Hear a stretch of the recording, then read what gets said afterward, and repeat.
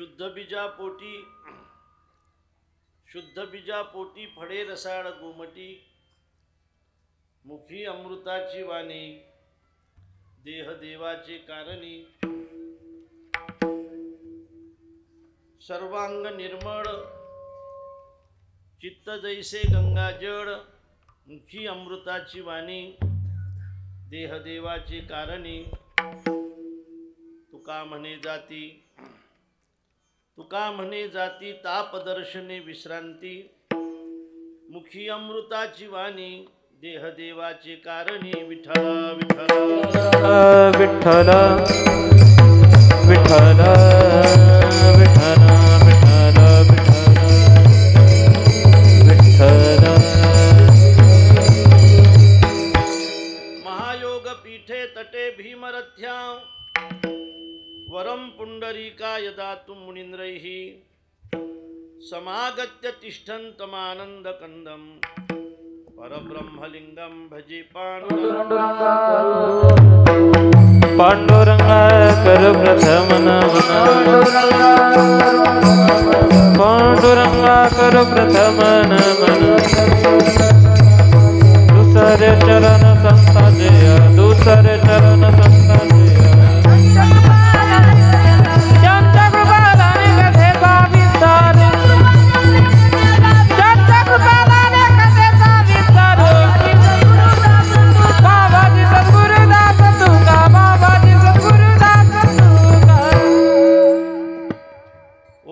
ज्ञानेश्वरा करुणा करा दयाळा, तुमचा अनुग्रह लाधलो पावन झालो चराचरी, मी कळा कुसरी काहीच नेने बोलितो वचने अतिभाविका, एका जनार्दनी तुमचा दास त्याची आस पुरवावी, तुमचा अनुग्रह लाधलो पावन झालो चराचरी, नमो सद्गुरु तुकया ज्ञानदीपा, नमो सद्गुरु सच्चिदानंद रूपा, नमो सद्गुरु भक्त कल्याण मूर्ती, नमो सद्गुरु भास्करा पूर्ण कीर्ती, जयांचे केलिया स्मरण, होय सकळ विद्यांचे अधिकरण, तेच वंदू श्रीचरण श्री गुरूंचे, ते नमस्कारोनी आता विठ्ठला विठ्ठला विठ्ठला विठ्ठला विठ्ठला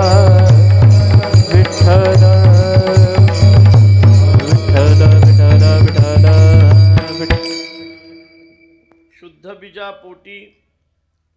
शुद्ध बीजा पोटी फळे रसाळ गोमटी, मुखी अमृताची वाणी, देह देवाचे कारणी, ब्रह्मलीन परमपूजनीय गुरुवर्य दत्तात्रय महाराज सुधरिक पाटील उर्फ अण्णा यांच्या प्रथम पुण्यस्मरणाच्या निमित्ताने आजची ही कीर्तन रूपी सेवा आहे. 13 कोटी श्रीराम नाम लेखन संकल्प पूर्ती निमित्ताने श्रीमद भगवत कथा सोहळा या ठिकाणी भागवत कथेचे जे वाचक आहेत भागवताचार्य हरिभक्तिपरायण परमपूजनीय देव गोपालजी महाराज शास्त्रीजी यांच्या अमृतवाणीतून आपण भागवत कथा ऐकत आहात. सज्जनानो, आज हा प्रथम पुण्यस्मरणाच्या निमित्ताने आपण सगळेजण या ठिकाणी उपस्थित आहोत. हा नामजप सुद्धा त्यांनीच पूर्ण केलेला वाटते. आबानीच 4 कोटी नामजप त्यांनी पूर्ण केला होता. मला असं वाटतं की ज्या ज्या वेळेला मी त्यांना भेटलो त्या वेळेला त्यांच्या समोर फक्त नामजपाच्याच वय असायचे. शेवटपर्यंत अखंड शेवटपर्यंत ज्यांनी आपल्या जीवनामध्ये शेवटच्या श्वासापर्यंत नामजप केला. 4 कोटी नामजप त्यांनी केला होता. 13 कोटीचा संकल्प होता. नंतरचा जो संकल्प आहे या सगळ्या मंडळींनी पूर्ण केला आणि त्या निमित्ताने व प्रथम पुण्यस्मरणाच्या निमित्ताने या ठिकाणी गेल्या 7 दिवसापासून हा उत्सव चालू आहे. आमचे हरिभक्तिपरायण अण्णांचे नातू रवींद्र महाराज यांच्या अत्यंत आग्रहामुळे आजची ही कीर्तन रूपी सेवा आहे. आपण सगळेजण अत्यंत प्रेमाने या ठिकाणी उपस्थित आहात. अन्नावर प्रेम करणारी ही सगळी मंडळी, सगळ्या स्तरावरची मंडळी या ठिकाणी उपस्थित आहे. आणि त्या निमित्ताने भगवत चरणी हे वाक्पुष्प समर्पित करण्याचा हा सुयोग आहे. विठ्ठल विठ्ठल विठ्ठल विठ्ठल विठ्ठल. तुम्ही थोडं थांबता का? तुम्ही उड्या नका मारू बरं का. बसा खाली. जा. विठ्ठल विठ्ठल विठ्ठल विठ्ठल विठ्ठल विठ्ठल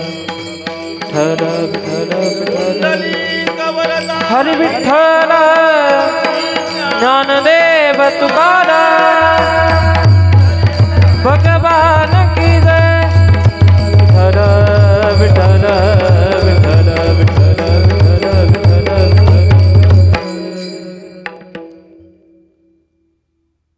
चिंतन सेवेसाठी निवडलेला जो अभंग आहे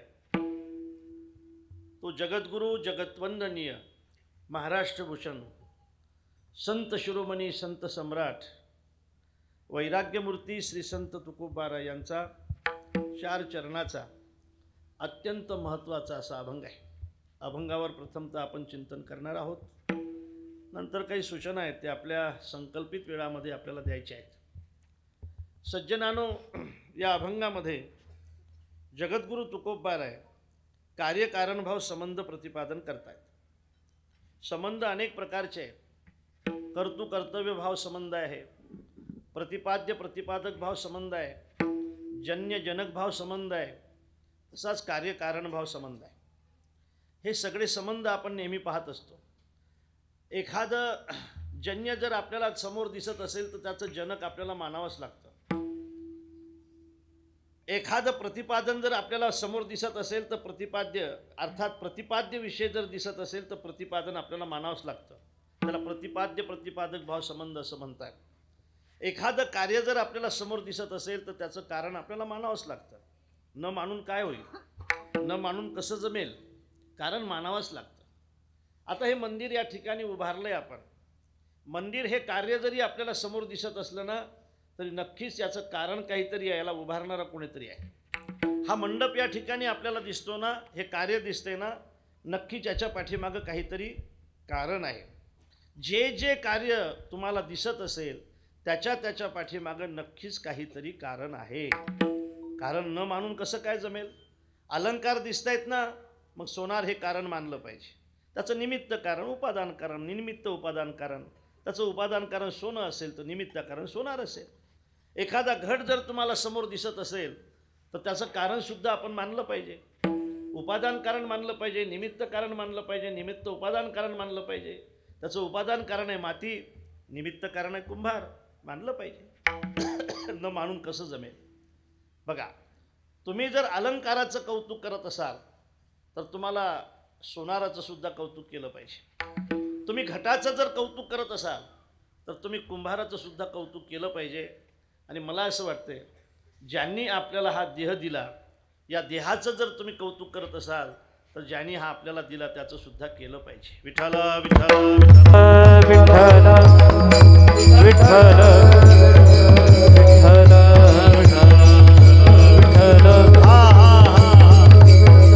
विठ्ठल विठ्ठल विठ्ठल असं म्हणताय. एक बिचारी सौभाग्यवती सगळ्या महिलांना आपली नथ दाखवत होती. माझ्या मालकाने मला नथ आणली, माझ्या मालकाने मला नथ आणली, माझ्या मालकाने मला नथ आणली. आणि ती नथ तिने कबीरजीला सुद्धा दाखवली. ओ बाबा, माहीत आहे का, सोन्याची आहे बघा, याच्यात मोती आहेत.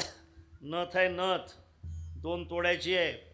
कोणी घेतली म्हणे माझ्या मालकाने घेतली, बघा किती सुंदर नथ आहे. त्यावेळेला कबीरजीने तिला विचारलं, तुझ्या मालकाने नथ घेतली? म्हटले मग नथ घेतली, त्याचे उपकार मी कधी विसरणार नाही. माझ्या मालकाने मला नथ घेतली. कबीरजी विचारतात, कुठं घालणार आहे? म्हणजे तुम्हाला माहीत नाही का महाराज, नाकात घालायची असते नथ, नाकात घालायची असते, नाकात घालणार आहे. कबीरजीने विचारलं, नथ दिली म्हणून जर तू त्याचे उपकार मानत असतील तर ज्याने नथ घालण्यासाठी नाक दिलं त्याचे सुद्धा उपकार मानले पाहिजेत.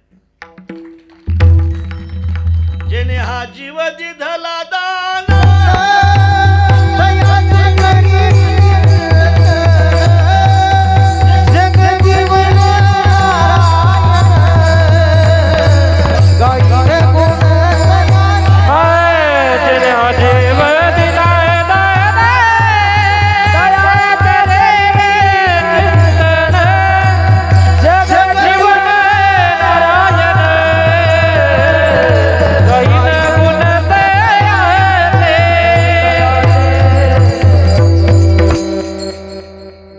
खरे उपकार माणसं विसरतात. खऱ्या उपकाराला माणसं विसरतात.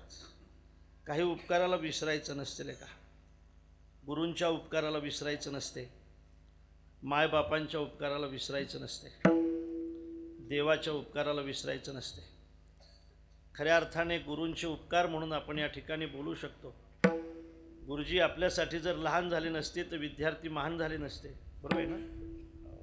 गुरुजी लहान होत आहेत म्हणून आपण महान आहोत. गुरुजी आपल्या हातात पाठी घेत आहेत. पूर्वीची शाळा फार वेगळी शाळा होती. दप्तर असे नव्हते पाठीवरचेच होते, पण हे असे नव्हते, ते वेगळेच होते. हायब्रिडच्या थैलीचे दप्तर होते नाही का. चड्ड्यासुद्धा त्याच्याच होत्या. त्याच्यात जी पाठी होती त्याला साठं नव्हतं. पण ते खापराची होती, फोडतोय म्हणून टपराची घेतली होती. पण ते टपराची पाठी इतकी विचित्र होती महाराज, त्याच्यावर किती लेखणी वळा ती उमटतच नव्हती. पण ते टपराची पाठी पुसायला काही खोड रबर नव्हतं. अशी व्यवस्था गुरुजी शिकवत होते. लहान मुलांना शिकवणं ह्या गोष्टी अत्यंत कठीण असतात, पण गुरुजी शिकवायचे. गुरुजीने ते विद्यार्थी महान केले. गुरुजी लहान झाल्याशिवाय विद्यार्थी महान होऊ शकत नाही. महाराज म्हणतायत, अर्भकाचे साठी पंथे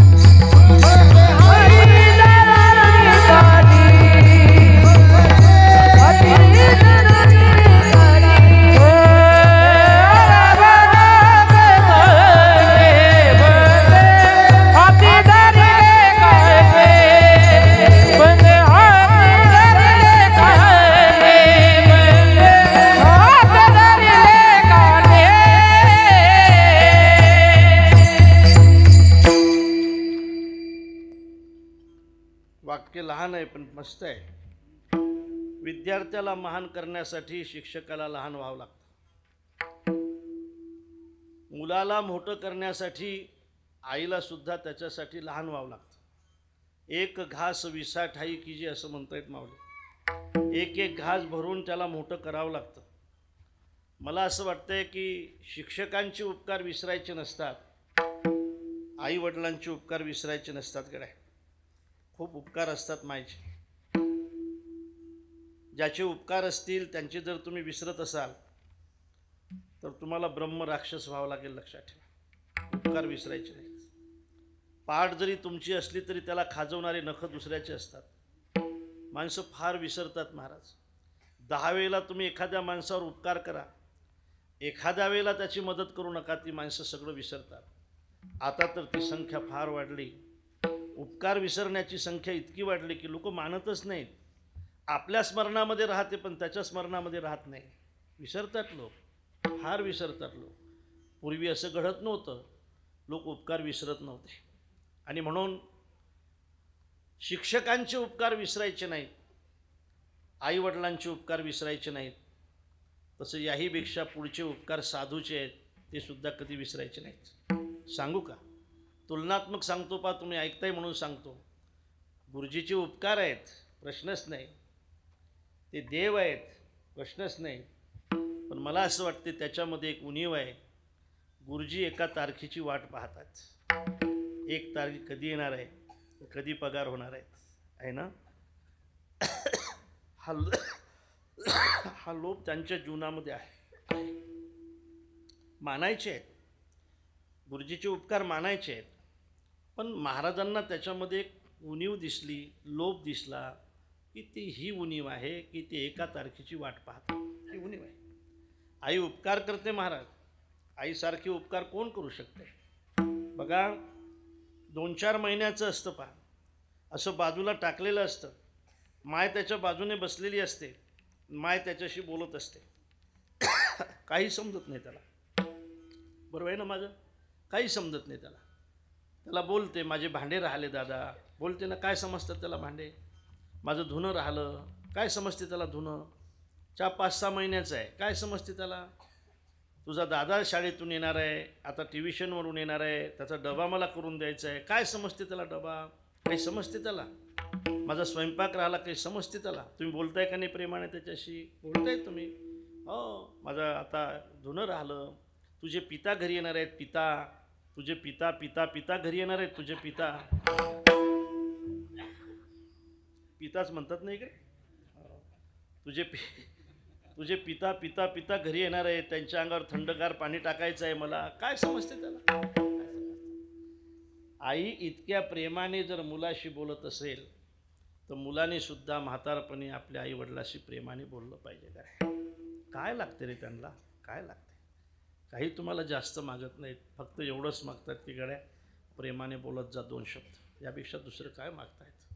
उपकार आहेत आईचे, पण उणीव हे आहे, आई फक्त आपल्याच मुलावर उपकार करते, आई फक्त आपल्याच मुलाचा विचार करते, दुसऱ्याच्या करत नाही. आपुलियाचा कळवळा आणि का भाडावरी,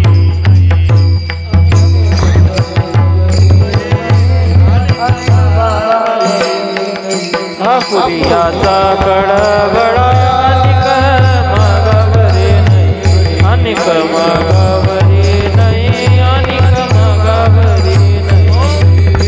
आपल्याच मुलावर, दुसऱ्याच्या नाही. दुसऱ्याच्या म्हणजे भावाच्या सुद्धा नाही, म्हणजे काय म्हणतात त्याला, आपल्या देराच्या सुद्धा नाही, आपल्याच मुलावर. आपल्याच मुलावर जी प्रेम करते ना ती आई आहे. ही उणीव आहे बघा. शिक्षकातली उणीव आहे लोभ, नाही का? खरं आईची उणीव आहे आसक्ती आपल्याच मुलावर. साधूचे उपकार मात्र याच्यापेक्षा पुढचे आहेत. साधू कोणावर उपकार करतायत? साधू सर्वांवर उपकार करतायत. शिक्षक विद्यार्थ्यासाठी, आई मुलासाठी आणि साधू जगासाठी.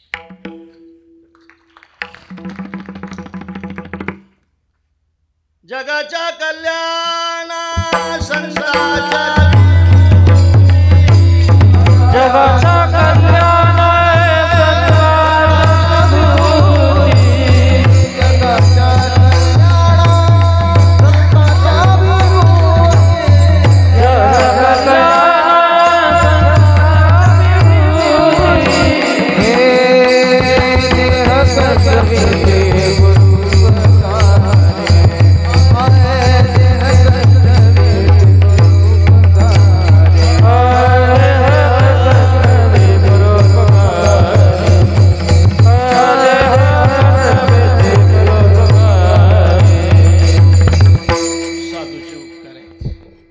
संतांचे उपकार आहेत महाराज. मला असं वाटते आपण जे आज कीर्तनात बसलेले आहोत ना, हे साधूचे उपकार आहेत. एवढं मोठं राम मंदिर तुम्ही बांधताय ना साहेब, कुणातरी साधूचे उपकार आहेत म्हणून हे वृत्ती आहे तुम्हाला. तुम्ही बंगले बांधले असते, मंदिर नाही. तुम्ही एवढं चांगलं शिक्षण देताय ना मुलांना, कुणातरी चांगल्या माणसाचे संस्कार आहेत तुमच्या घरावर. तुम्ही या ठिकाणी दान देताय ना, खऱ्या अर्थाने हे संस्काराशिवाय होऊ शकत नाही. संस्कार फार महत्त्वाचे आहेत, ते भेटत असतात, साधूकडून भेटत आहेत. आणि म्हणून बाप न करियो ऐशी माय.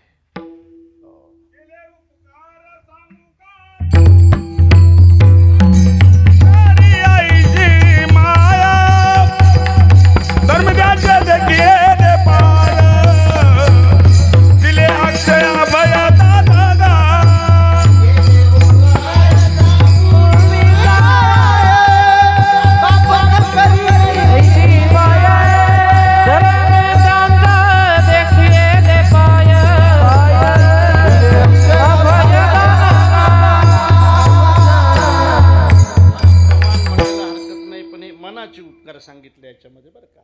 म्हणू राजा एक देहपुरी त्यातलं प्रमाण आहे.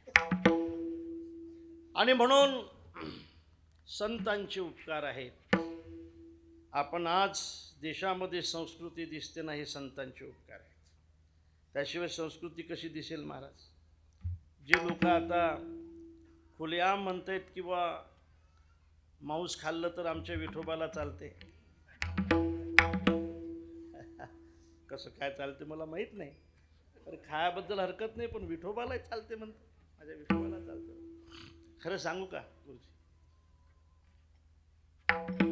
आम्ही वाघ आहोत म्हणतात काही लोक. खाणारे लोक काय म्हणतात, आम्ही वाघ आहोत. खाणारे लोक वाघ नसतात. वाघ फक्त तेच खाते, वाघ फक्त तेच खाते. ते दोन्ही खाणारी एक जात आहे. हेही खाते आणि तेही खाते.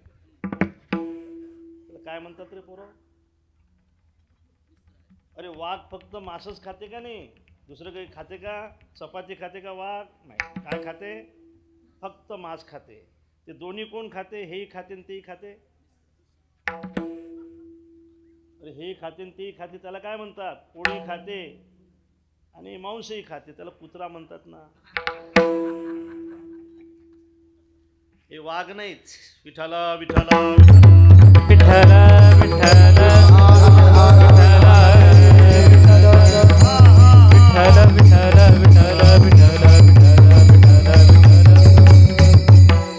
पावसाचं बरंच वातावरण जमलंय.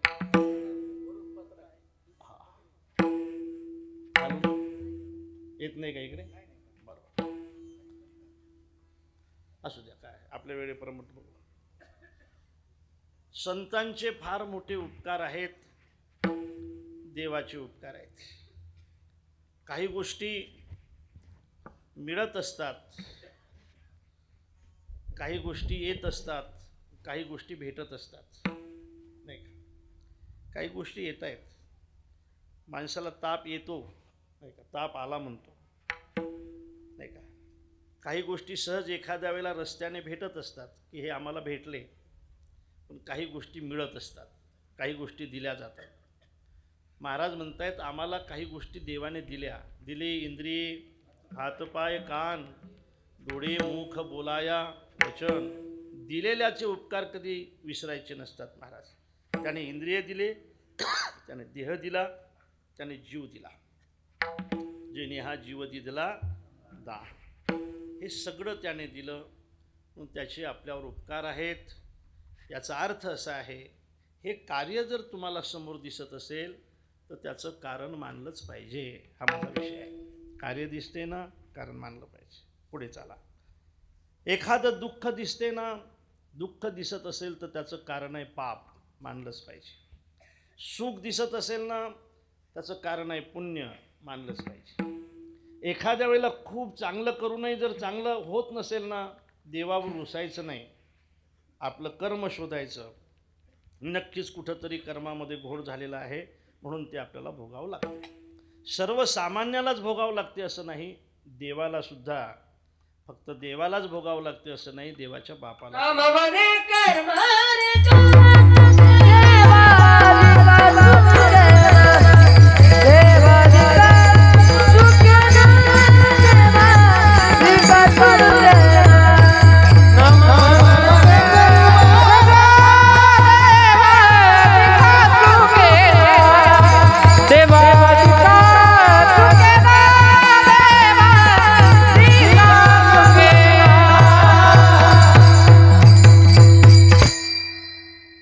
स्पष्ट ऐकायला गेलं पाहिजे ना. दुरून म्हणायचं, नामा म्हणे कर्म रेखा देवाधिका चुकीना, असं म्हणायचं. देवांधिका दोन नाही करायचं. देवा इकडे होते आणि दिका तिकडे होते ना, मग त्याचा अर्थ बदलून जातो.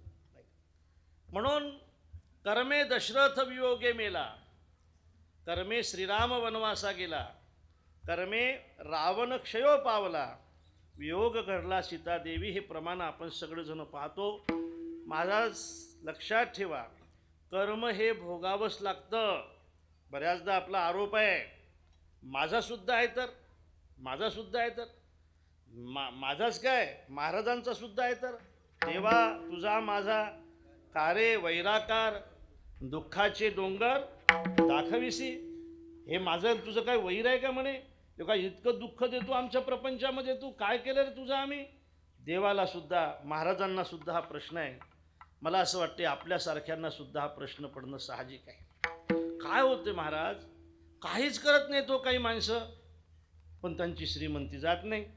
सगळंच करतो आपण, आपल्याला पुरत नाही. शंका साहजिक आहे ना. काहीच नाही, एवढी श्रीमंती असून लेकाची सप्त्याला वर्गणी देत नाहीत. एवढं सगळं त्यांच्याजवळ असून 2 पैसे गरीबाला मदत करत नाही. काही लेकायला अंतकरच नाही. किती एखादा माणूस दुःखी असला तरी त्यांच्या अंतकरणात पाजर फुटत नाही, तरी त्यांची इस्टेट हालत नाही. आपण हे सगळं करतो तरी सुद्धा आपल्याला पुरत नाही. असं का रे देवा? असं का? आम्ही लेका सगळं करतो, आम्ही मदत करतो, आम्ही हे सगळं करतो, तरी सुद्धा आमचं चांगलं होत नाही. आमच्याच प्रपंचामध्ये दुःख येते. एखाद्या वेळेला आमच्याच प्रपंचातला एखादा अल्पकालात माणूस निघून जातो. आमच्याच प्रपंचामध्ये घडावं हे सगळं. काहीच करत नाही तरी सुद्धा त्यांचं का वाईट होत नाही? सज्जनानं उत्तर आहे, फार महत्त्वाचं आहे. तुम्हाला सांगतोय, घरामध्ये धान्य साठवण्याची एक कोठी असते. त्याला तुमच्याकडे काय म्हणतायत? पाचेबा कोठीच म्हणतायत, कोठी म्हणतायत. धान्य साठवणे ते बघा, ते तिथे आहे ते, तशी कोठी असते. वरून धान्य टाकायचं असते आणि खालून काढायचं असते. धान्य टाकण्याचं तोंड लहान असते आणि काढण्याचं तोंड मोठं असते. म्हणजे तुम्ही भानावर आहे समजा. टाकण्याचं तोंड मोठं असते, काढण्याचं तोंड लहान असते. पेरल्या जाते ते साठवल्या जाते, ते काढल्या जाते. पेरल्या जाते त्याला क्रियमान म्हणतायत, साठवल्या जाते त्याला प्रारब्ध म्हणतायत, आणि काढल्या जाते त्याला संचित म्हणतायत. असं आहे बघा या कोठीमध्ये. आता बघा, वरून जर तुम्ही तांदूळ टाकत असाल तर खालून निघताना उडीद निघत असतात. लक्षात आलं तुमच्या मी काय बोलायचंय मला? वरून जर तांदूळ टाकत असाल तर खालून तांदूळच निघतील. वरून जर उडीद टाकत असाल तर खालून उडीदच निघतील. असंच होईल का नाही? वरून जे टाकाल ते खालून निघाल्याशिवाय राहणार नाही रे राजांनो, ऐका माझं. नक्की राहिल्याशिवाय राहणार नाही. नक्की तेच निघेल, दुसरं निघणार नाही. एक वर्ग समाजातला असा आहे की त्याच्या त्या कोठीमध्ये अगोदरची तांदूळ आहेत, नंतर तो तांदूळच टाकतो. एक वर्ग समाजातला असा आहे की कोठीमध्ये अगोदरची उडीद आहेत, नंतर तो उडीदच टाकतो. एक वर्ग समाजातला असा आहे की त्या कोठीमध्ये त्याचे अगोदरचे तांदूळ आहेत, नंतर तो उडीद टाकतो महाराज. एक वर्ग समाजातला असा आहे, अगोदरचे त्याची उडीद आहे, नंतर तो तांदूळ टाकतो. लक्षात आलं ना? अगोदरचेही तांदूळ, नंतरचेही तांदूळ. तांदूळ संपणार नाहीत. अगोदरचंही बापदादाचं पुण्य, आणखी त्याच्यामध्ये पुण्य संपणार नाही. अगोदरचेही तांदूळ, नंतरचेही तांदूळ. माझ्या वडिलाची मिराशी गा, माझ्या वडिलाची मिरासी गा देवा,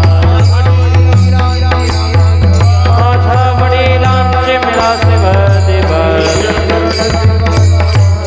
तुझी शरण सेवा, तुझी शरण सेवा.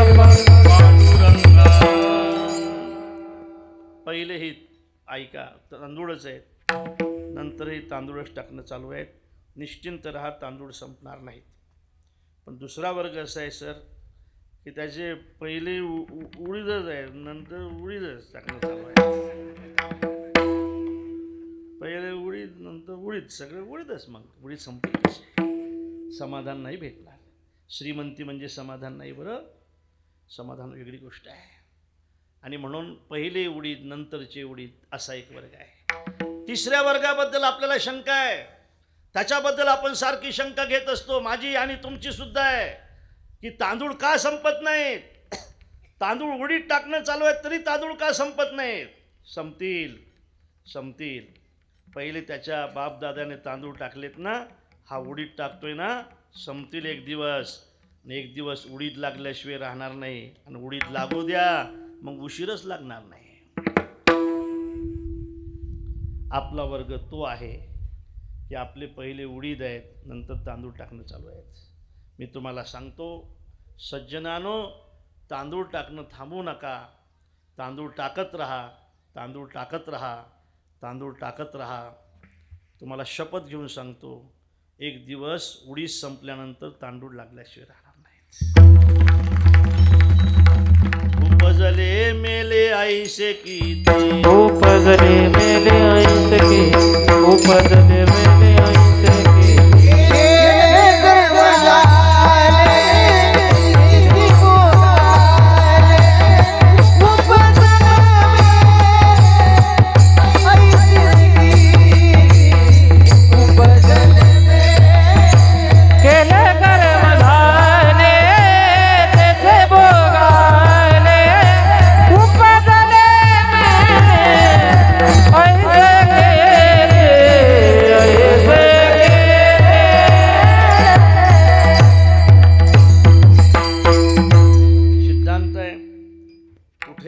तरी हा सिद्धांत आहे. थोडा उशीर लागतो.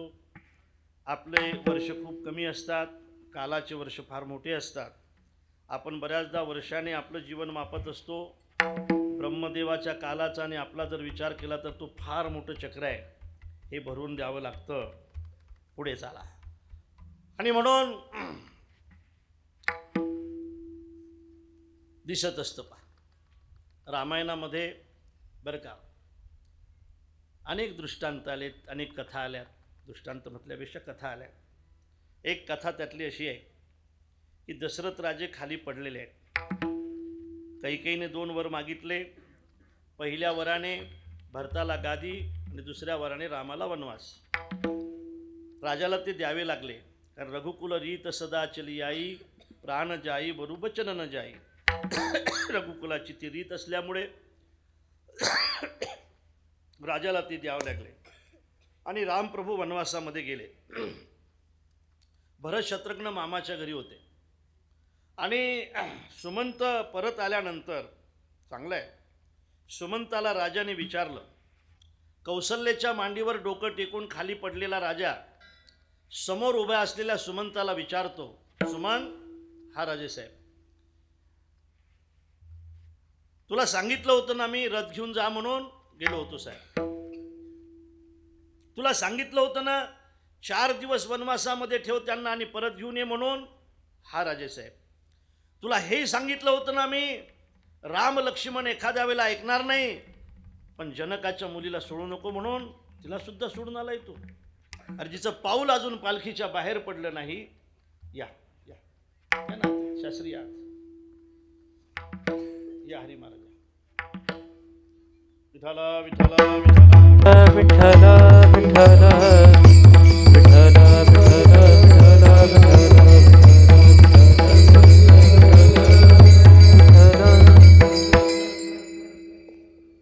तिला सुद्धा सोडून आलाय तू, जानकीला सुद्धा सोडून आलाय. सांग माझा राघव कुठे आहे? फार महत्वाचं आहे. बघा, रामायण यासाठीच ऐकलं पाहिजे. खूप काही गोष्टी महत्त्वाच्या आहेत रामकथेमध्ये.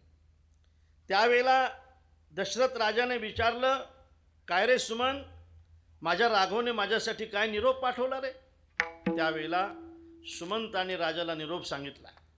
राजे, राघवने फक्त एकच निरोप पाठवला आपल्यासाठी. म्हटले, कोणचा?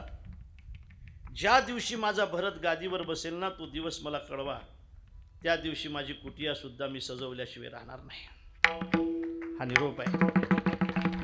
ज्याच्यामुळे वनवासामध्ये जावं लागलं, खऱ्या अर्थाने त्याच्यासाठी जर गादी भेटत असेल तर त्या दिवशी माझ्या भावाच्या त्या गादीचा उत्सव मी वनवासात केल्याशिवाय राहणार नाही. हे बंधुप्रेम आहे. हा निरोप आहे. हा निरोप राजाने ऐकला. राजे रडायला लागले. रडणाऱ्या राजांना कौशल्याने विचारलं, राजे, आपल्याला रडणं शोभा देत नाही. आपण राजे आहात, आपण क्षत्रिय आहात, रडताय कशाला? त्यावेळेला राजाने सांगितलं, कौशल्य, समोरच्या भिंतीवर मला काही चित्र दिसतात आणि ते मला रडवतात. काय चित्र दिसतात तुम्हाला? आम्हाला का दिसत नाहीत? म्हटले, तुम्हाला दिसणार नाहीत याचं कारण आता माझं मरण जवळ आलंय. तो बघ, मुलगा निघाला, झारी आहे त्याच्या हातामध्ये, अंध आणि वृद्ध आहेत त्याचे आईवडील, पाणी नेण्यासाठी निघालाय. बघ, त्या आम्रवृक्षावर बसलेला आहे मी. असं वाटलंय मला सावज आहे. सावज नव्हतं, ते श्रावण होता. बाण मारलाय मी त्याला. त्याच्या मायबापाने शाप दिलाय मला, लेका आमच्या मुलाला मारतो, आम्हाला पाणी पाजण्याचा प्रयत्न करतो, तुझ्यासारख्या पाप्याच्या हातचं पाणी पिऊन जगल्यापेक्षा आता आम्ही मरणार आहोत. पण तसं मरणार नाही, तुला शाप देऊन मरणार आहोत. बघ, आणि ते चित्र मला रडवते. मी नेहमी सांगेल दशरथांनो, खरं म्हणजे कॅमेऱ्यामध्ये असे काही चित्र फिट करून ठेवा की ते जाताना तुम्हाला आशीर्वाद देतील. आपल्याच कॅमेऱ्यातले आपल्याला दिसत असतात, दुसऱ्याच्या नाही. जाताना आशीर्वाद देतील. जा हो पाटील, माझे वडील तुमच्याकडे आले होते, माझं लग्न ठरलं होतं, 10,000 रुपये मागितले होते माझ्या वडिलांनी, तुम्ही माझ्या वडिलाला 20,000 रुपये दिले होते पाटील. दिले नसते ना तर माझ्या बापाची 2 एकर शेती गेली असती पाटील. मी तुमचे उपकार विसरणार नाही पाटील. तुम्ही नरकात जाणार नाही पाटील, तुम्ही स्वर्गात जाणार आहात. 2 पैसे शिल्लक असल्यानंतरही जो माणूस असे काही चित्र फिट करून ठेवत नाही त्याला नरकाशिवाय दुसरं काय भेटेल? दुसरं काय भेटेल? तुम्हाला तुमचा खिसा गरम असूनही दुसऱ्याची दया जर येत नसेल तर तुम्हाला नरकाशिवाय दुसरं काय भेटेल? का नरकच भेटेल ना, दुसरं काय मिळणार? आणि म्हणून असे काही चित्र असावेत की जाताना ते समाधान देऊन जातील. बघ कौशल्य, कळलंय मला. काय कळलंय? असं वाटत होतं की रामाच्या वनवासाला कारण कैकेयी आहे, असंही वाटत होतं. श्रीरामाच्या वनवासाला कारण मंथरेची सल्ला आहे, असंही वाटून गेलं होतं. माझ्या राघवच्या वनवासाला कारण भरतासारख्या साधूची गैरहजेरी आहे. पण कळलंय मला, रामाच्या वनवासाला कारण हे कोणीच नाहीत, माझं पाप आहे. म्हणून कर्मे दशरथ योगे मेला, हे लक्षात ठेवा. हे उदाहरणं कीर्तनापुरते मर्यादित ठेवू नका. हे उदाहरणं आपल्यासाठी आहे. सज्जनानो, शपथ घेऊन सांगतो, केलेलं कर्म भोगावंच लागतं. विठ्ठला विठ्ठला विठ्ठला विठ्ठला विठ्ठला विठ्ठला विठ्ठला. म्हणून माझा बोलण्याचा हेतू हा आहे, एखादं कार्य जर तुम्हाला समोर दिसत असेल तर त्याचं कारण आहे. कार्याला फळ म्हणतात आणि कारणाला बी म्हणतात. आलोय आपण जवळ. आता हे फळ दिसतंय ना, त्याचं कारण काय? ज्ञानोबा रायांना एखाद्या श्रोत्याने एखाद्या वेळेला विचारलं असेल की ज्ञानोबा राया, वयाच्या 16व्या वर्षी ज्ञानेश्वरी सांगताय तुम्ही, 16वं वर्ष काय ज्ञानेश्वरी सांगण्याचं असते? नाही, 16वं वर्ष काय ज्ञानेश्वरी सांगण्याचं असते? 16वं वर्ष तसं धोक्याचं असते. ज्ञानेश्वरी 16व्या वर्षामध्ये हा ग्रंथ सांगताय तुम्ही, नाही खरं वाटत आम्हाला. त्यावेळेला ज्ञानोबा रायानं दिलेलं उत्तर ऐका. हे जरी माझं 16वं वर्षातलं वय तुम्हाला दिसत असलं तरी हे फळ प्राप्त होण्यासाठी अनेक कल्पापासून मी सत्य बोलण्याचं तप केलंय. माझी या सत्यवादाचे तप, वाचा केली बहुत कल्प, ते फळाचे महाद्वीप पातली प्रभू, त्याचं फळ आहे. ज्ञानेश्वरी सारखं फळ आपल्याला प्राप्त झालं, याच्या पाठीमागं अनंत कल्पाची पुण्य आहे. विठ्ठला विठ्ठला विठ्ठला विठ्ठला, अनंत अनंत कल्पाची पुण्य आहे. अनंत सत्यवादाचं तप हे बी आहे आणि ज्ञानेश्वरी हे त्याचं फळ आहे. याचा अर्थच असा आहे, चांगलं फळ मिळावं असं वाटत असेल तर बी सुद्धा चांगलं महत्वाचं आहे. अभंगाच्या प्रथम चरण होऊन जाईल, होऊन जाईल, धीरे धीरे होईल.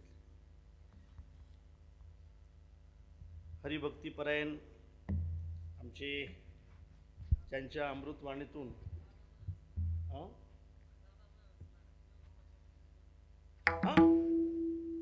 देव देव आहे ना, मी तुम्हाला देवगोपाल मानत जाऊन ते हे मानत जाऊ, असं तुम्ही सारखेच आहे. देवगोपाल आणि मी ते व्याकरणाचा अभ्यास करत होते, मी पारायण करत होतो. अजान वृक्ष त्यांना विचारलं, ते भांडारकरांचा अभ्यास करायचा आणि मी 108 पारायण करायचो. अशी आमची तेव्हापासूनची मैत्री आहे. त्यांची पण तुम्ही मोठे का लहान? अच्छा ते मोठे आहेत. तो यांचंच होतं नाही कथा. महाराज कुठे आहेत मग?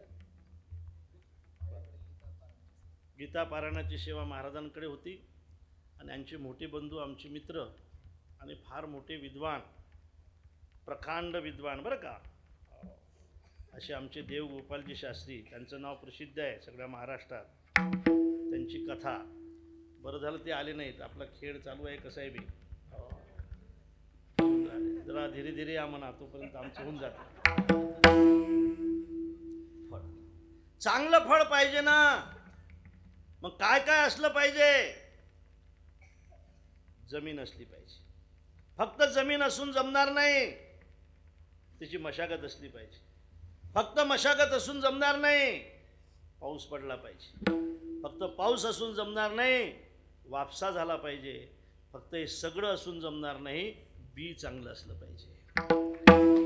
हे सगळं आहे पण बी कडू आहे ना.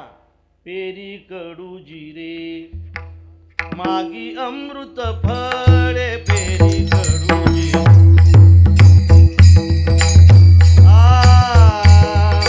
अर्की वृक्षाकडे कैसे येती. बी चांगलं पाहिजे ना. सगळं चांगलं आहे पण बी कडू आहे, फळ चांगलं कसं येईल? निश्चिंतरा माझ्या दादांनो, बी जर चांगलं असेल तर फळ चांगलं आल्याशिवाय राहणार नाही. शुद्ध बीजापोटी फळे रसाळ गोमटी. ऐका, थोडी शंका अशी आहे, 15-20 मिनटं आहेत आपल्याकडे. शुद्ध बीजापोटी फळे रसाळ गोमटी. महाराज हा अभंग जर आपण प्रपंचाच्या दृष्टीने लावला तरी लागू शकतो, पण प्रपंचाच्या दृष्टीने जर हा अभंग लावला त्याच्यामध्ये शंका येण्याची शक्यता आहे. ती अशी आहे, बी शुद्ध तर फळ शुद्ध, असं जर तुमचं म्हणणं असेल तर आम्हाला कुठं कुठं असं दिसते की बी शुद्ध आहे पण फळ अशुद्ध आहे. काही ठिकाणी असं पाहायला मिळते बी अशुद्ध आहे पण फळ शुद्ध आहे. काही ठिकाणी असं पाहायला मिळते बी अशुद्ध आहे आणि फळ अशुद्ध आहे. आणि काही ठिकाणी असं पाहायला मिळते की बी शुद्ध आहे आणि फळ शुद्ध आहे. 4 भाग आपल्या लक्षात आलेत.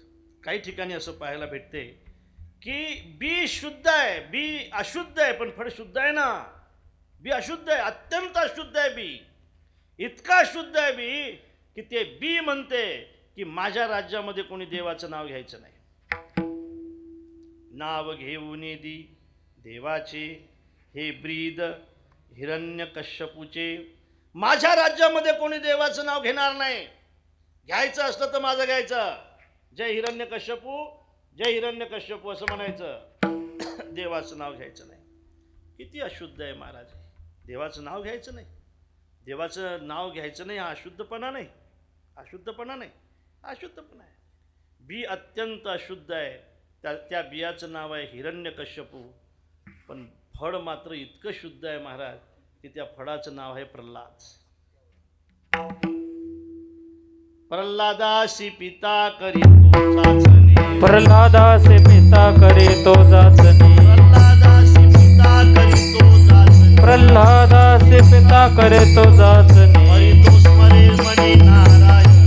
वैतो स्वरे मनी नारायण. वैतो स्वरे मनी नारायण. तापलेल्या तेलामध्ये टाकलंय, सर्पाच्या रूममध्ये कोंबलंय, हत्तीच्या पायाखाली दिलंय, एका उंच कड्यावरून टाकून दिलंय. होलिका नावाच्या त्या हिरण्यकश्यपूच्या बहिणीच्या मांडीवर ठेवलंय. काही झालं नाही महाराज त्याला. हिरण्यकश्यपू म्हणत होता देवाचं नाव घ्यायचं नाही. त्याच्याच कुळामध्ये त्याच्याच पोटी जन्माला आलेला प्रल्हाद म्हणतो मी घेतल्याशिवाय राहणार नाही. कौमारे आचरेत प्राज्ञो धर्मान भागवतान इह. प्रल्हाद म्हणतोय कुमार अवस्थेपासून माणसाने चिंतन केलं पाहिजे. फक्त म्हातारपणीच केलं पाहिजे असं नाही. लहानपणापासून जर तुम्ही चिंतन करत असाल ना तरच म्हातारपणी तुम्हाला 4 कोटी नामजप करता येतो. लक्षात ठेवा. त्याची सवय असली पाहिजे ना. सवयशिवाय कसं जमेल? नाही मग करू ना. नसते तसं होत. सवय फार वाईट असते महाराज. मोबाईलवरून समजते आपल्याला. बऱ्याचदा मोबाईल हातात घेतल्यानंतर सवय जर वाईट पाहण्याची असेल ना, चांगलं पाहच वाटत नाही, बरोबर आहे ना? सवय जर वाईट पाहण्याची असेल तर मोबाईलमधलं चांगलं पाहा वाटत नाही, आणि सवय जर चांगलं ऐकण्याची असेल तर मोबाईलमधलं वाईट ऐका वाटत नाही. सवय आहे, जात नाही ती बरोबर बोटं तिथे नेते, ती सवय आहे ती. म्हणून शेवटी रामाचं नाव तुमच्या तोंडामध्ये यावं असं वाटत असेल ना, तर कौमारे आचरेत प्राज्ञो धर्मान भागवतानी. कुमार अवस्थेपासून आपण नामचिंतन करा, शेवटी ते नाम तुमचा उद्धार केल्याशिवाय राहणार नाही. अंतकाळी ज्याच्या नामाले मुखा, तुका मने सुखा पार नाही. आणि म्हणून अंतकालेच मामेव स्मरण मुक्त्वा कलेवरम, हे घडण्यासाठी सतत पाहिजे. मी पाहिलं अण्णाच, ज्या वेळेला मी आलो आणि ज्या वेळेला मला त्यांनी पाहिलं, महाराज त्या वेळेला त्यांच्याकडे पाहिल्यानंतर कंठी प्रेम दाटे, नैनी नीर लोटे, याशिवाय त्यांनी दुसरं काही आम्ही भेटल्यानंतर केलं नाही. आणि त्यावेळेला हृदयी प्रगटे रामरूप. आणि म्हणून प्रल्हाद, भक्त प्रल्हाद या ठिकाणी निरासक्त भक्त प्रल्हादा, तुला काय पाहिजे असं म्हटल्यानंतर प्रल्हादाने सांगितलं की देवा, द्यायचं असेल तर फक्त एकच दे, मला कोणाकडे मागण्याची इच्छा जन्मभर होऊ देऊ नको, हे प्रल्हादाने मागितलंय. याचा अर्थ असा आहे की बी अत्यंत अशुद्ध आहे पण फळ मात्र शुद्ध आहे, हे सांगायचं होतं मला. दुसरा भाग असा आहे की बी नाही का, बी एकदम शुद्ध आहे पण फळ मात्र अशुद्ध आहे. बी शुद्ध आहे. कृष्णाय वासुदेवाय हरये परमात्मने प्रणत क्लेशनाशाय गोविंदाय नमो नमः. एका महात्माजीने सांगितले, घर सोडताना हा श्लोक 11 वेळेला म्हणा, नंतर घर सोडा. किंवा तुमचा सकाळी उठल्यानंतर देवारापुढे बसल्यानंतर 11 वेळेला हा श्लोक म्हणा, नंतर तुमच्या कामाला सुरुवात करा. तुम्हाला दिवसभर अडचण येणार नाही, आली तो निवारण केल्याशिवाय राहणार नाही. प्रणत क्लेशनाशाय, नाही का, क्लेशनाशाय. आणि पुढे गोविंदाय नमो नमः, कृष्णाय वासुदेवाय हरये परमात्मने प्रणत क्लेशनाशाय गोविंदाय नमो नमः. अशा पद्धतीने म्हटलं तर तुम्हाला क्लेश होणार नाही, दुःख होणार नाही. सज्जनानो, भगवान श्रीकृष्ण हे बी आहे, याबद्दल बोलतोय मी. का शुद्ध बी आहे महाराज. भगवान श्रीकृष्णासारखं बी आहे, पण फळ पाहना लालू प्रसाद सारखं फळ आहे. श्रीकृष्ण यादव आणि याचं फळ आहे लालू प्रसाद यादव. मला उदाहरणासाठी सांगायचं, यादव कुळाचा नाश केला यांनी, त्यांच्याच कुळाचा नाश करायला कारण हे यादव ठरले, यादवी झाली. बी किती शुद्ध आहे, फळ किती अशुद्ध आहे. म्हणून बी शुद्ध आहे, फळ अशुद्ध आहे. मला आणखी तिसरा वर्ग सांगू द्या, तो असा आहे की बी अशुद्ध आहे आणि फळे अशुद्ध आहे. धृतराष्ट्र रूपी बी आहे आणि दुर्योधन रूपी फळ आहे. बी अशुद्ध आहे आणि फळे अशुद्ध आहे. चौथा भाग आहे बी शुद्ध आहे आणि फळे शुद्ध आहे. मला असं वाटतं की या ठिकाणी सांगत असताना बियाचं नाव आहे अण्णा, नाही का, आणि फळाचं नाव आहे रवींद्र. शुद्ध बीजापोटी फळे रसाळ गोमटी,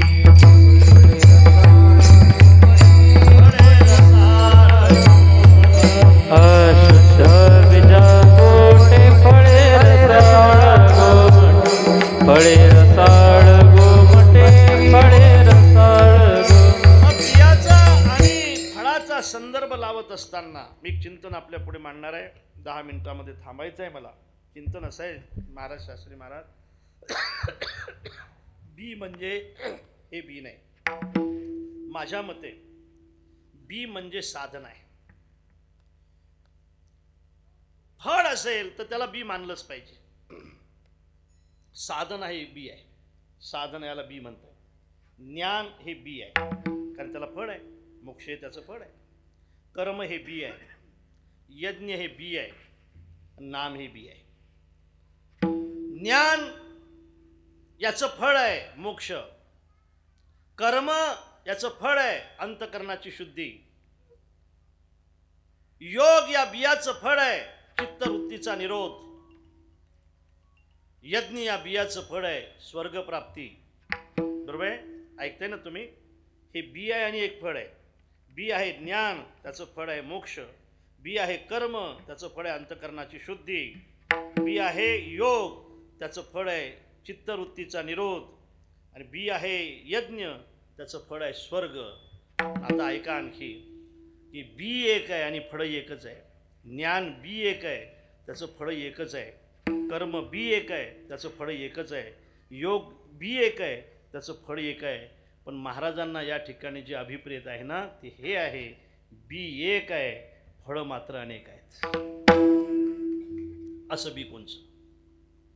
असं बी कोणचं? जे फळ बी एक आहे आणि फळं अनेक आहेत, असं बी कोणचं? असं बी आहे फक्त नामचिंतन.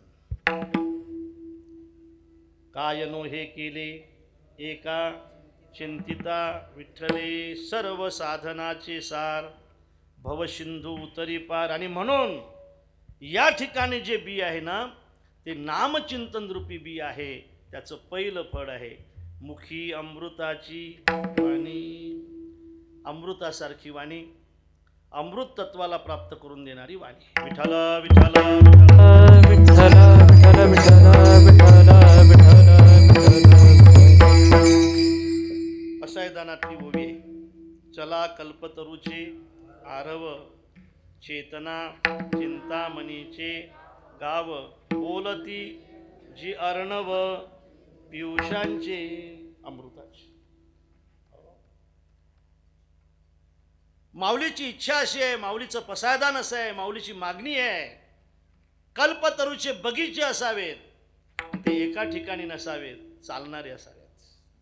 चला कल्पतरूचे आरव, चिंतामणीचे गावाचे गाव असावेत, फक्त एक चिंतामणी नाही, आणि तेही मृत चिंतामणीचे नसावे, चेतन चिंतामणीचे असावे. चेतना चिंतामणीचे गाव. आणि बोलती जे अर्णव पियुषांचे.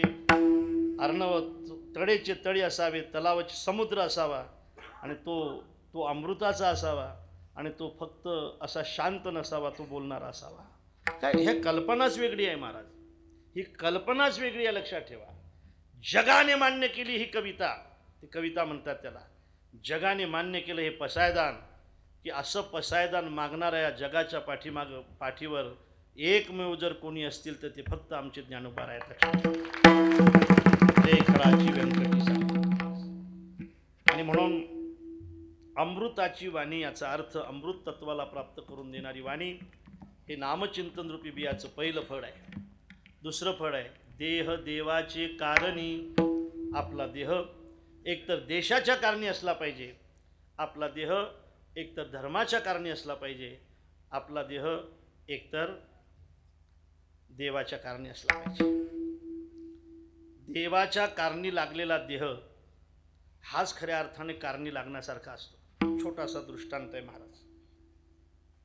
एका मंदिरामध्ये एक तुमच्यासारखे त्यागी साधू आले, आणि त्या मंदिरामध्ये एक माणूस दर्शनाला आला, खूप श्रीमंत होता. त्याने साधू बाबाला म्हटलं की माझ्या घरी तुम्ही जेवायला या.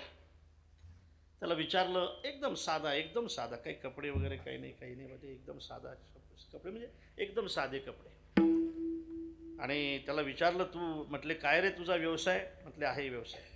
किती रुपयाचा व्यवसाय तुझा? पण लाखभर रुपयाचा आहे. लाखभर रुपयाचा व्यवसाय. म्हटले महाराज तुम्ही माझ्या घरी जेवायला यावं अशी माझी इच्छा आहे, उद्या तुम्ही या. आता ऐका. दुसऱ्या दिवशी त्याचा मुनीम त्यांना बोलावायला गेला, त्या साधू बाबाला. आणि बोलावायला गेलेल्या मुनिमाच्या 8ही बोटामध्ये अंगठ्या होत्या, आणि त्या फक्त सोन्याच्या नव्हत्या, हिऱ्याच्या होत्या. त्याच्या अंगावर म्हणजे म्हणजे एक 2-4 किलो सोनं होतं. त्यांच्यासोबत 2-4 नौकर होते. त्याला विचारलं बाबा तुम्हाला काल निमंत्रण दिलं होतं आमच्या साहेबांनी, आमच्या घरी जेवायला चला. ऐकावर काय महत्वाचं आहे. या महाराज. विठाला विठाला विठाला विठ्ठल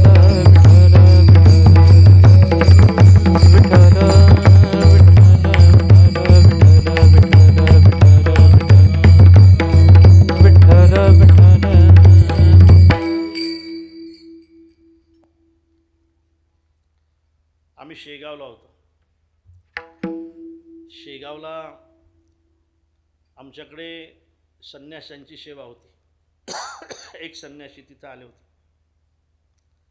आणि एकदम फक्कड होते. 5-6 दिवस मी त्यांची सेवेत होतो आणि सेवेने माणूस जवळ जातो. त्यांना मी विचारलं होतं की संन्यासी, म्हटले हां संन्यासी, हिंदीत बोलत ते. मी त्यांना बोला तुम सन्यासी क्यों हो गए. अरे तुम नहीं बोलना बेटा, आप बोलना. तुम क्या मैं का तेरा लड़का हो क्या, असं म्हणतात. आपली हिंदी काय अशी हिंदी. तुम सन्यासी काय के लिए हो गए, तुमको घर को काढ़ून देना होगा, ऐसा होगा.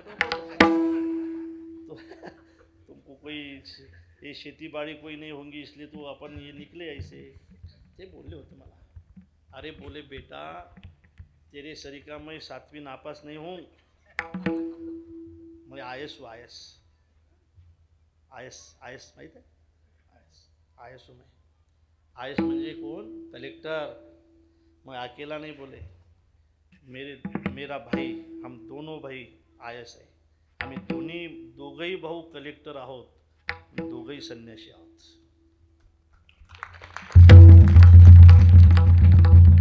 दोघंही भाऊ कलेक्टर आहोत आणि दोघंही संन्यासी आहोत. दोघंही भाऊ. देह देवाचे कारणी, देह देवाच्या कारणी असला पाहिजे, देशाच्या कारणी असला पाहिजे. यासाठी मी दृष्टांत देत होतो. आपल्या कारणी काय लागणार आहे हे महत्वाचं आहे. गेला तो मुनीम, 2-4 नौकर त्याच्यासोबत, हिऱ्याच्या अंगठ्या, गळ्यामध्ये अनेक अलंकार. कोण तू. म्हटले मी मुनीम आहे त्यांचा, मी नौकर आहे. ते कोण आहे, ते मालक आहेत. काय पगार आहे तुला. म्हटले 10 लाख रुपये महिन्याला पगार भेटतो मला. जा म्हटलं येत नाही. तुझा मालक खोटा बोलला म्हणे माझ्याशी. तो सांगितलाय की माझा 1 लाख रुपयाचा व्यवहार आहे, तुला 10 लाख रुपये देतो. तो खोटा बोललाय म्हणे माझ्याशी. जा येत नाही. निघून गेला. मुनीम आल्यानंतर विचारलं, नाही येत नाहीत म्हटले ते महाराज. मग त्या राजाने, त्या श्रीमंताने आपल्या मुलीला पाठवलं. जा म्हटले साधूबाबाला बोलवणार. मुलगी महाराज, बापरे इतके सगळे अलंकार तिच्या अंगावर. आणि मुलगी म्हटलं की बाबाने बोलावलं तुम्हाला आमंत्रण आहे. ते म्हटले तू कोण आहेस. मी त्यांची मुलगी आहे. अलंकार म्हटले मग हे हिरे माणिक मोती सगळे. तुझं लग्न. म्हटले हां लग्न आहे माझं आता. आणि तुझ्यासाठी म्हटले मग करोड रुपयाची इस्टेट माझे वडील मला देणार आहेत. येत नाही म्हणे. जा. खोटा बोललाय तुझा बाप माझ्याशी. तुझ्या अंगावर करोड रुपयाचं सोनं आहे म्हणे. तो म्हटलं 1 लाख रुपयाचा व्यवसाय आहे माझा, मी काय त्याला मागणार होतो का. येत नाही. जा. त्यावेळेला वडील आले. आल्यानंतर महाराज तुम्ही का आले नाहीत. खोटा बोललाय म्हणे. तुझ्या नोकराला 10 लाख रुपये महिना आहे, तुझ्या पोरीच्या अंगावर करोड रुपयाचं सोनं आहे, आणि तू म्हणतोय की 1 लाख रुपयाचा व्यवसाय माझा. खोटा नाही बोलला तू. त्यावेळेला नौकराकडून एक पिशवी बोलावली. पिशवी बोलावली. 1 लाख रुपये माझे मालकीचे 1 लाख रुपये नाही का, माझ्या मालकीचे फक्त 1 लाख रुपये आहेत. हे कसं काय बोललाय म्हणे तुम्ही एवढं असून सुद्धा. त्यावेळेला त्याने त्याच्यातून, त्या पिशवीतून काही कागद काढून दाखवले. महाराज या गोशाळेला मी 15,000 रुपयाचा चारा दिला आहे. या मंदिराला मी अशी वर्गणी दिली. या ठिकाणी या गरीबाच्या मुलीच्या लग्नाला मी पंगत दिली. आजचा खर्च आहे माझा. आणि या ठिकाणी एका शाळेला मी देणगी दिली. हे सगळं पुण्यकर्म केलं. बसा ना ताई, बसा ना. बसा इकडे. कशाला अरे मग तुम्हाला समजत नाही का विक्षेप होते म्हणून. बसा लवकर आता खाली.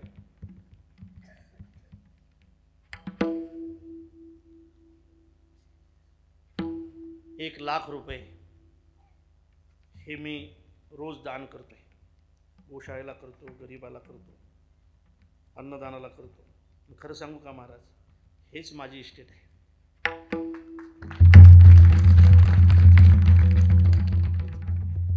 हे जे दिसते ना, हे माझ्या सोबत येणारं नाही म्हणून माझं नाही. हे माझ्यासोबत येणार आहे म्हणून माझं आहे. अरे सोबतच येणार नसेल ते आपलं कसं असेल? जे खऱ्या अर्थाने आपल्या सोबत येणार असेल ते आपलं असेल.